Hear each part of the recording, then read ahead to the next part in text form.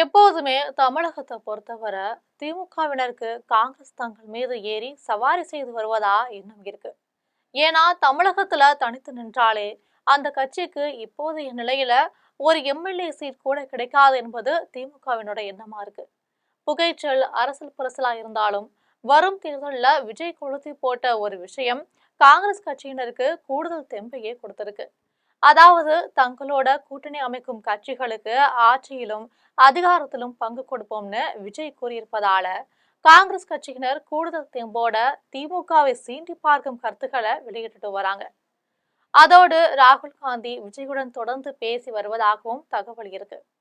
இத காரணம் காட்டி காங்கிரஸ் கட்சியினர் தங்கள் கட்சியினருக்கு கூடுதல் சீட்டுகளை பெற திமுக தலைமைக்கு நெருக்கடி கொடுத்து வருவதா சொல்லப்படுது.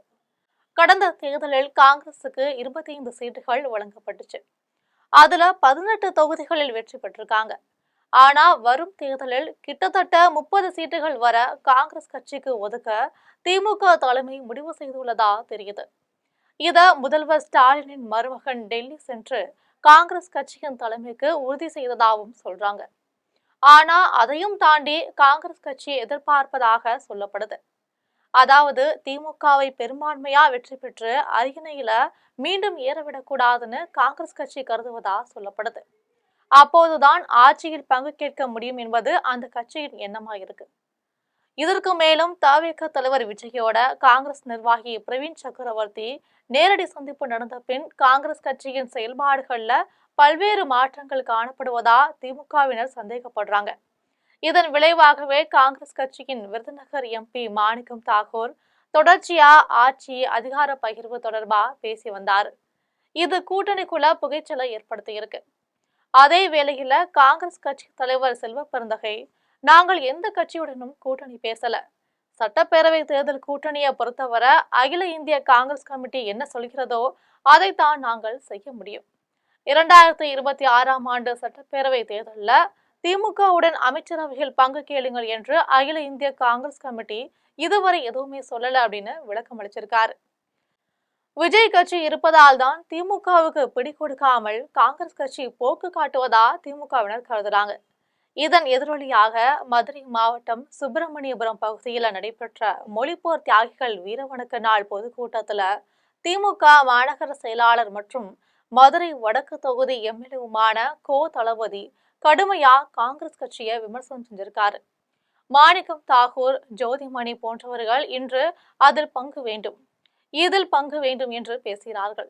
எம்பி ஆகிவிட்ட பிறகு ஆட்சியில் பங்கு வேண்டும் என்று பேசுவது ஏற்றுக்கொள்ள முடியாது.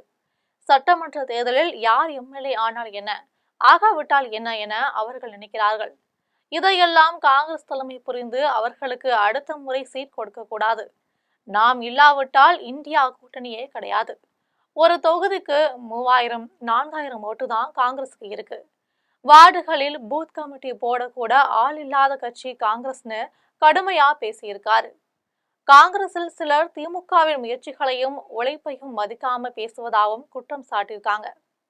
தமிழக தகவல் தொழில்நுட்பத்துறை அமைச்சர் பழனிவேல் தியாகராஜன் முன்னிலையில கோ தளபதி இப்படி பேசினார் என்பது குறிப்பிடத்தக்கதா இருக்கு. ஆளே இல்லாத கடையில யாருக்காக டீ ஆத்துறாங்க என்பது போல கோ தளபதியின் இந்த கடுமையான பேச்சு காங்கிரஸ் கட்சிக்காரர்களின் சுயமரியாதைய தட்டி எழுப்பிருச்சு. தளபதி கருத்துக்கு பதிலளித்து எக்ஸ் தளத்துல பதிவிட்டுள்ள காங்கிரஸ் எம்பி மாணிக்கம் தாகூர் இந்த முறை மதுரை வடக்கு தொகுதியில் காங்கிரஸ் வேட்பாளர் நிற்க வேண்டும் என்று அன்பு தலைவர் கார்கே அவர்களிடம் கோரிக்கை வைப்பேன். தன்மானம் காக்க சிலருக்கு பாடம் புகட்டணும். அதிகார திமுருடன் இருந்தால் தோழமை கட்சிகள் அமைதியாக இருக்கும் காலம் முடிந்துவிட்டதுன்னு பதிலடி கொடுத்திருக்காரு.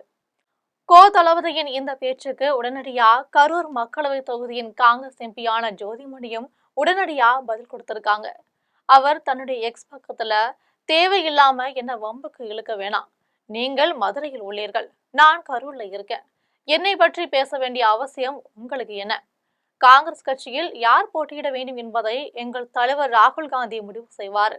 அது குறித்து உங்களிடம் யாரும் ஆலோசனை கேட்கல. காங்கிரஸ் கட்சியை தொடர்ந்து பொதுவெளியில் அவமதிப்பதை நாங்கள் வேடிக்கை பார்த்து கொண்டிருக்க மாட்டோம். களத்தில் செயல்படுவதில் கடுமையான நெருக்கடிகள் இருந்தாலும் கூட்டணி தர்மத்தை கருதியும் முதலமைச்சர் அண்ணனுக்காகவும் தான் நாங்கள் அனுசரித்து செல்கிறோம், அமைதி காக்கிறோம். இதுவரை நாங்கள் எதிர்கொண்ட பல பிரச்சனைகளை பொதுவெளியில் பேசாம கட்டுப்பாட்டோட இருக்கிறோம். அதே கண்ணியத்தை நீங்களும் கடைபிடிப்பதுதான் நல்லது. தமிழ்நாட்டில் இந்தியா கூட்டணியின் தலைவராக பொறுப்புடன் செயல்படும் முதலமைச்சர் தர்ம சங்கடத்திற்கு உள்ளாக்காம அரசியல் செய்யணும்னு தெரிவிச்சிருக்காங்க. ஆட்சியிலும் அதிகாரத்திலும் பங்கு கேட்கும் விடுதலை சிறுத்தை கட்சி, காங்கிரஸ் கட்சி போன்றவை இந்த தேர்தலில் துணிச்சலாக முடிவெடுக்க கங்கணம் கட்டி கொண்டு இருப்பதா அரசியல் விமர்சகர்கள் கருதுறாங்க. ஆனா அதற்கு அவர்கள் கொடுக்க போகும் விலை என்ன என்பது போக போகத்தான் தெரியும்.